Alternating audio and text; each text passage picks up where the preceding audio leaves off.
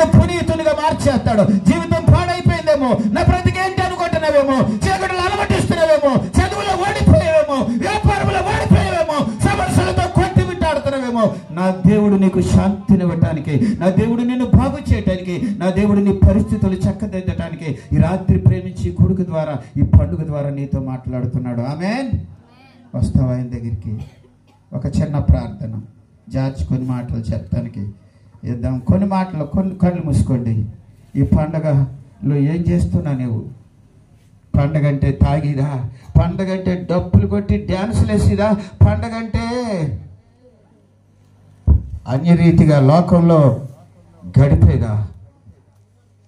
పండగ అంటే కొట్లాటలు కలిగిందా? పండగ అంటే ఏంటి?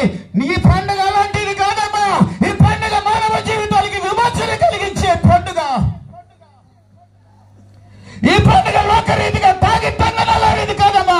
శాపము నుంచి విడిపించే పండుగ. ఈ పండుగ తిరిగి ఇదిగో లోకపరంగా సుఖించి డబ్బులు తగలేసుకునేది కాదమ్మా. ఈ పండుగ విమోచన కలిగించే పండుగ. మానవాళికి మరణ ఛాయల నుంచి విడిపించే పండుగ. శాపమును తొలగించే పండుగ.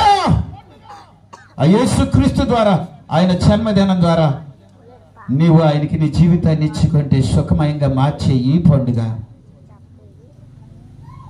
సాతాను కబంధస్థాల నుంచి విడిపించే ఈ పండుగ. నాశనానికి పోకుండా తప్పించే ఈ పండుగ.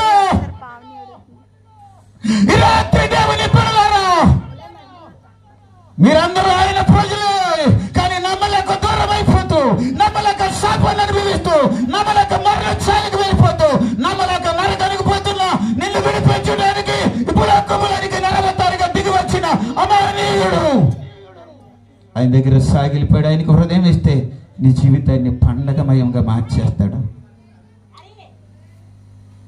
ఈ పండుగలో ఆయన ఆరాధించే వ్యక్తిగా, సంగమా, ఈ పండుగలో ఆయన దగ్గర సాగిలిపడే వ్యక్తిగా, లోకమా, జీవితాన్ని పాడు చేసుకుంటున్నావా? బ్రతికి గమ్యం లేకుండా చేసుకుంటున్నావా? గురి లేని రీతిలో పోరాడుతూ వెళుతున్నావా? ఎందుకు ఈ బ్రతుకు అని కుమిలిపోతున్నావా? నా ప్రభు నిన్ను ప్రేమిస్తున్నాడు. నువ్వు చావవలసిన పని లేదు. నీ మరణాన్ని నేను భరించానయ్యా నీకు విమోచన ఇవ్వటాకే. అందుకనే ఈ లోకంలోనికి దిగి వచ్చానంటున్నాడు. సత్రములానికి స్థలము లేనందున పశువుల తొట్టిలో పొరుండబెట్టారంటున్నా. పశువుల తొట్టి లాంటి హృదయంలో పవలించాలని ఆశపడుతున్నాడు. నీ హృదయంలో నిన్ను పునీతునిగా మార్చేయడానికి ఒక అవకాశం తీసుకున్నాము దేవా. నీ దారిలో నీ వెళుతూ శాపాన్ని తెచ్చుకోకుండా, నీ దారిలో నీ వెళుతూ మరణాన్ని తెచ్చుకోకుండా, నీ ఇష్టానుసారంగా జీవితూ నరకానికి పోకుండా మరొక అవకాశాన్ని ఇచ్చాడు. ఎన్నో యాక్సిడెంట్లు, ఎన్నో అపాయాలు, ఎన్నో అనారోగ్యాలు నీవు ఆయన ఎరగకపోయినా కాపాడుతూనే వచ్చాడు. దేవుని బిడ్డ, గ్రామస్తులారా, ఒక అవకాశాన్ని ఇస్తూ సంగమా సాగిలిపడి ఆయన ఆరాధిద్దామా పండుగలో. గ్రామస్తులారా, ప్రభు యొక్క సన్నిధికి వచ్చి జీవితాలు అంకితం చేసుకుంటారు. అజ్ఞానులు వచ్చారు, పెట్టెలు విప్పి బంగారము, పోలము, సాంబ్రాన్ని అర్పించారు. నీ హృదయాన్ని ఆయనకి అంకితం చేస్తే దాన్ని శుభ్రపరుస్తాడు.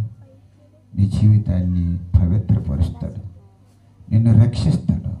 నీలో పవలిస్తాడు. నీ జీవితాన్ని పునీతంగా మార్చేస్తాడు. పరిశుద్ధుడై రాత్రి నీ వాక్కులో 2 మాటలు ప్రకటించి ఫలింపచేయండి ప్రభు.